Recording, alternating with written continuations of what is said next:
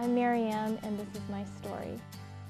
I've been a believer for about 9 years now, and I'm married to a wonderful husband. I have 2 beautiful children, and God is amazing. But it took me a long time to come this far, and it wasn't always this way. I'm from Rhode Island. I was born and raised there. I have a twin sister, and we basically were raised in an environment where our parents were not married, and they were both alcoholics, and my mother was mentally ill.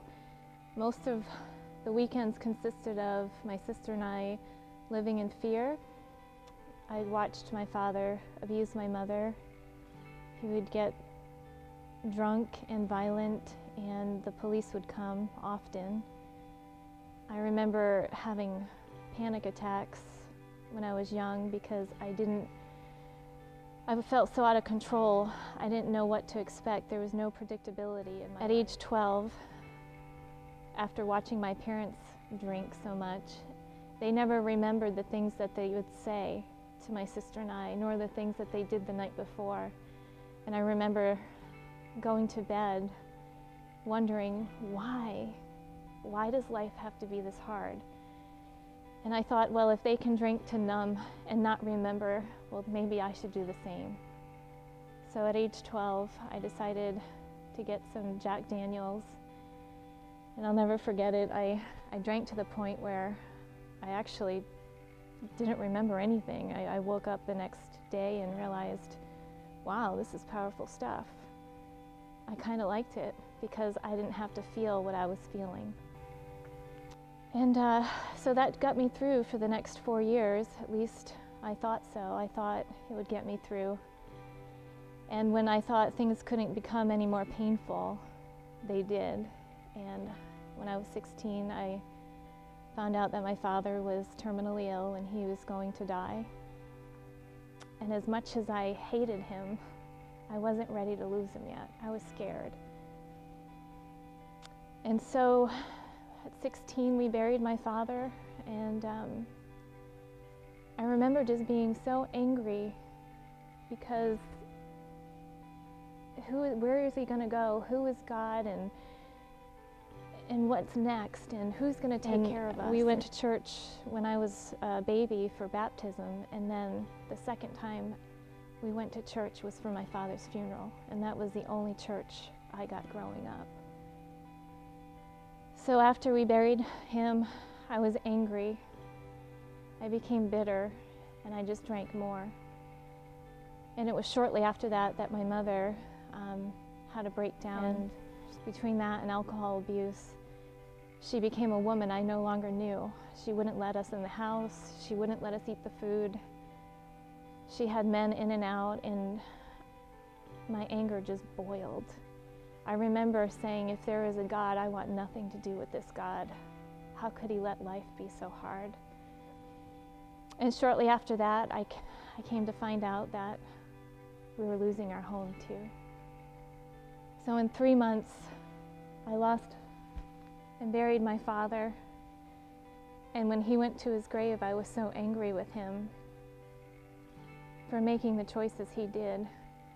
And I never dealt with the loss of him. I never dealt with the loss of my mother, and I never dealt with the loss of my house because I ran to alcohol instead of running to God, if he was God and if he was real.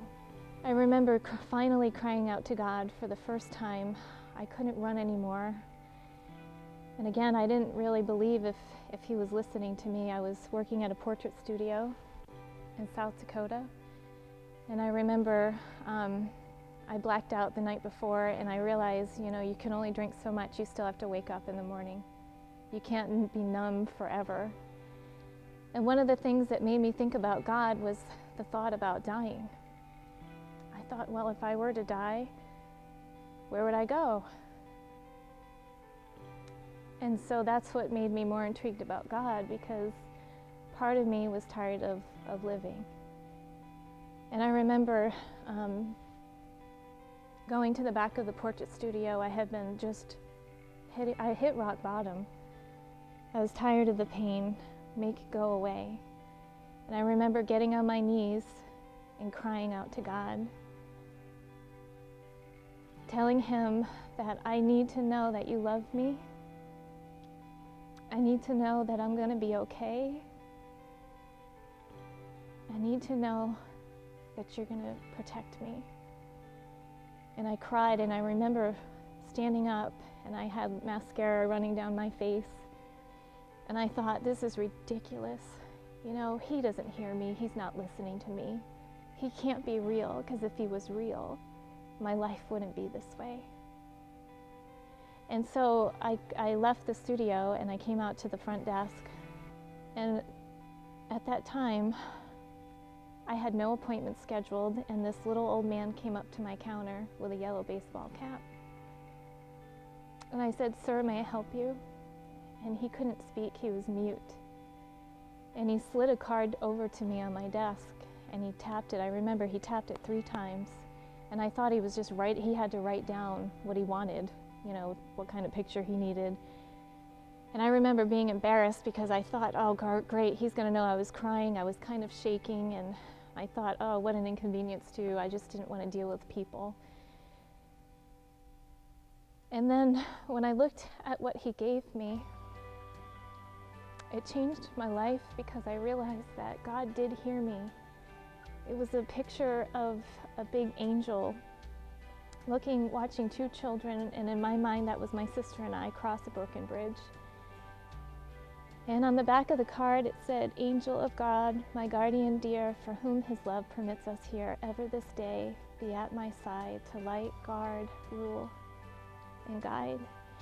And when I looked at this little old man with the yellow baseball cap was gone. And I remember going back into the office crying and saying, "Okay, God, okay, I know you're real, but that's all I know. Now what?" Well, it was from that point forward I became, I guess, secure. I knew that he heard me. I still didn't know about his son, and I was still a train wreck. I continued drinking, but I never forgot that incident that day at the studio. I ended up joining the military. At age 21, I joined the military to run away and escape. And then once I did that, it was just more drinking, more partying, more shameful things, more relationships, just more pain. And then I hit rock bottom. I guess you could say 2 rock bottoms. I remember just feeling so empty. I thought maybe the career could fix me, that being in the military could fix me, the relationship I was in would fix me, and I found myself with a void that nothing could fill. I started college thinking that would help, and I was left still with emptiness and brokenness. Nothing helped. So I remember as a last resort, I wanted to go away, and I went on this mountain bike trip. And at this point, I was seeking God. I remember thinking about that little old man in a yellow baseball cap and trying to think, what was that about? Why did that happen? How did he know I was on my knees? And Lord, did you send him to me? What was that about? What was your purpose? What was your plan in that? And we went out to lunch one day, and within that group of guys, there was a man that started to pray over his food. And I thought, wow, this is strange. You know, it's not Christmas. It's not Thanksgiving. I remember thinking, this is kind of strange. You know, I was a little embarrassed too. Like, why is he doing this? But I never forgot him bowing over his food and praying. I never forgot it. And I remember asking him what church he went to, because I was desperate to know this God that met me that one time at the studio. Who is he? What is he about? And you must know him because you talked to him on a day that wasn't Thanksgiving or Christmas, so who is he? And I was afraid that this man would judge me because I was a party girl, and you know, to me he was so religious, and I was afraid to even ask him what church he went to. But sure enough, he said, absolutely, you can come to church with me. And it was from that point forward I began to talk to him about God and ask him questions about Jesus. And at church, I got to hear about this Jesus and this Savior and dying on the cross. And what was about to take place, I could have never dreamed of, but this fatherless girl was about to have a father and know this father. So I began to go to church, and this man that I met was very patient with me, and he began to explain who Christ was and that he died for my sins knowing them. And I thought, you mean he knows everything and yet he died for me and I can be forgiven? But one of the things that I feel was still keeping me from allowing him to be in my life was still, I had a little bit of doubt, and I still couldn't identify yet with this God.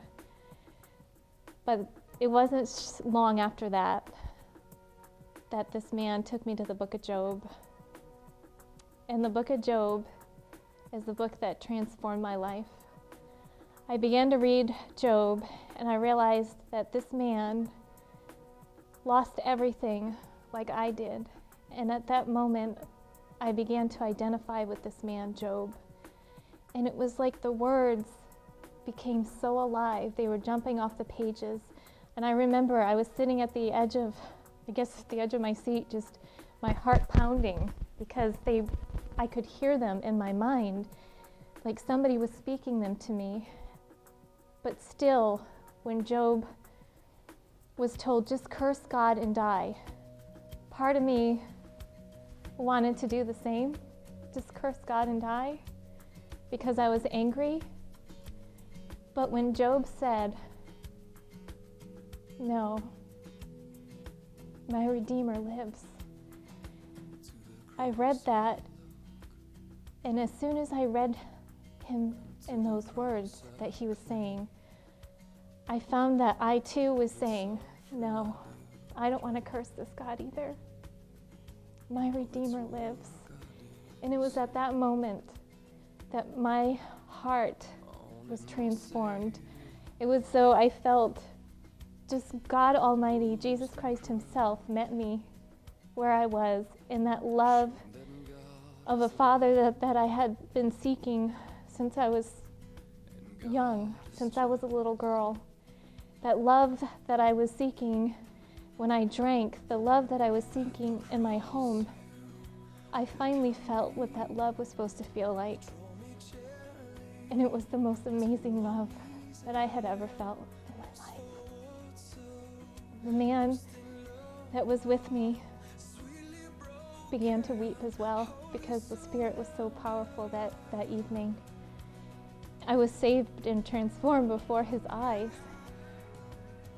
And I am so grateful that he took the time to share who Christ was, and took the time to open the Bible and say, this is who he is. Regardless of where you've been, he loves you. My Redeemer lives. He lives. And the man that led me to Christ ended up proposing to me, and that man is now my husband. This girl that went from not having a family now has a family. God has blessed me with more than I could have ever hoped for. My tears of joy far exceed my tears of sorrow because of this God that I now know. He has called me into ministry. I'm a counselor, and I get to come along the side of women who have been abused, that are divorced, that have real pain, and I can identify with them, and I get to show them who the great I Am is, who the great Redeemer is. Without him, nothing is possible. And I get to, not that I have to, but I get to do this for him. And for the rest of my days, I want to tell women that no matter where they are in life, God can take their shame like he took mine, and he can use it to glorify his name.